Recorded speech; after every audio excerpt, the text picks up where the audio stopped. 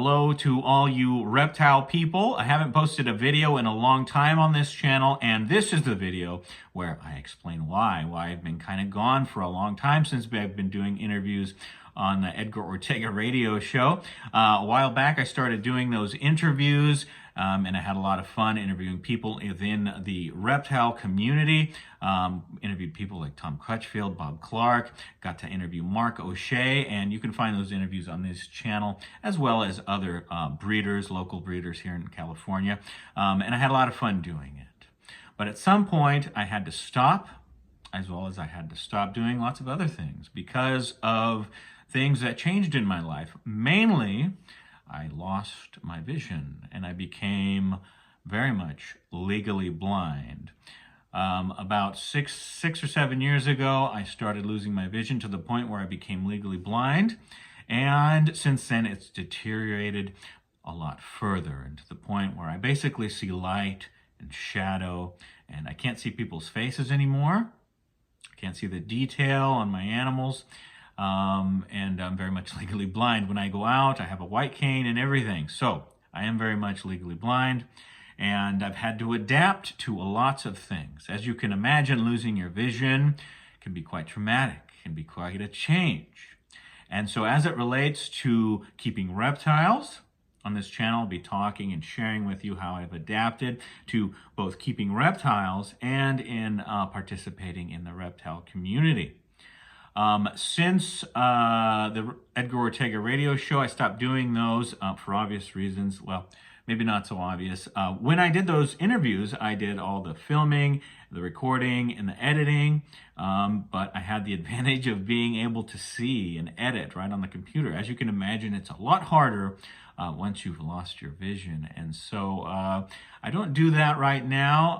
I haven't adapted completely to being able to figure out how to edit videos, and so I never have scripts for my videos.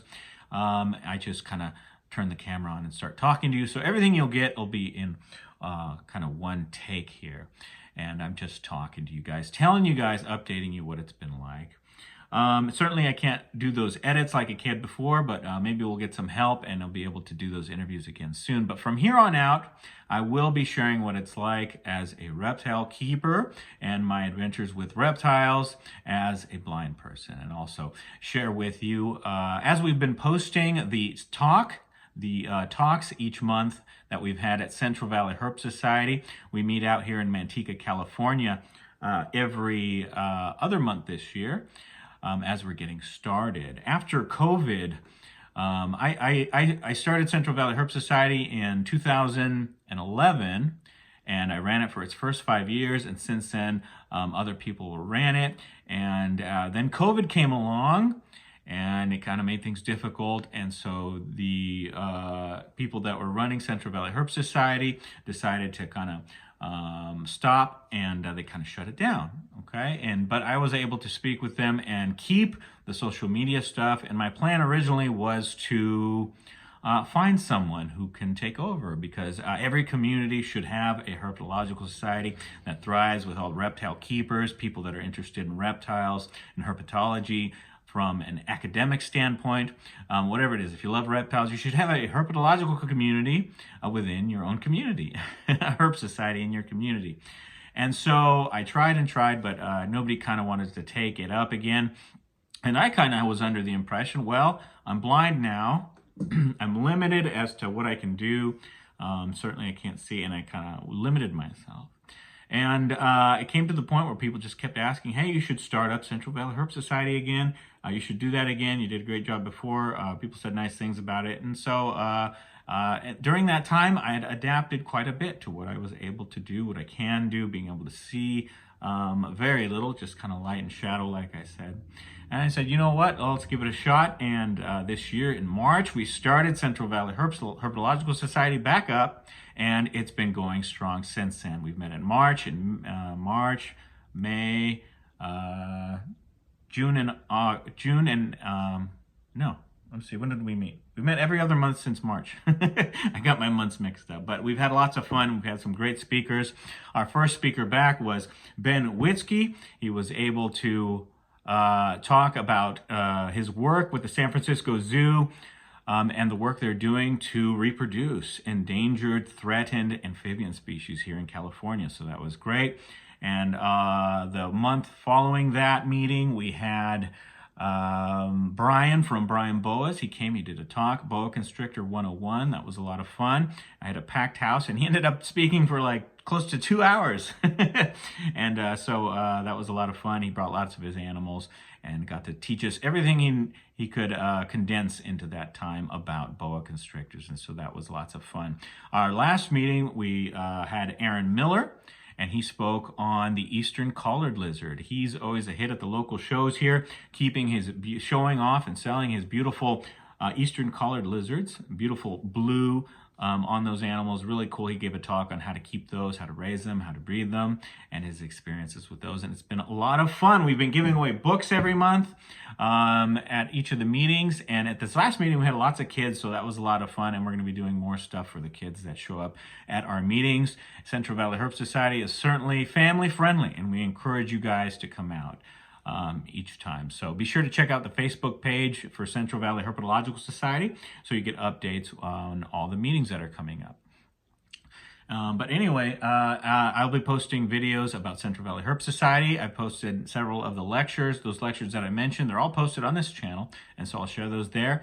And I'll be sharing kind of my experience with my animals here on the channel from here on out, and what it's like doing it as a blind person. So it's been quite a challenge, as you can imagine. So the channel is a little different now.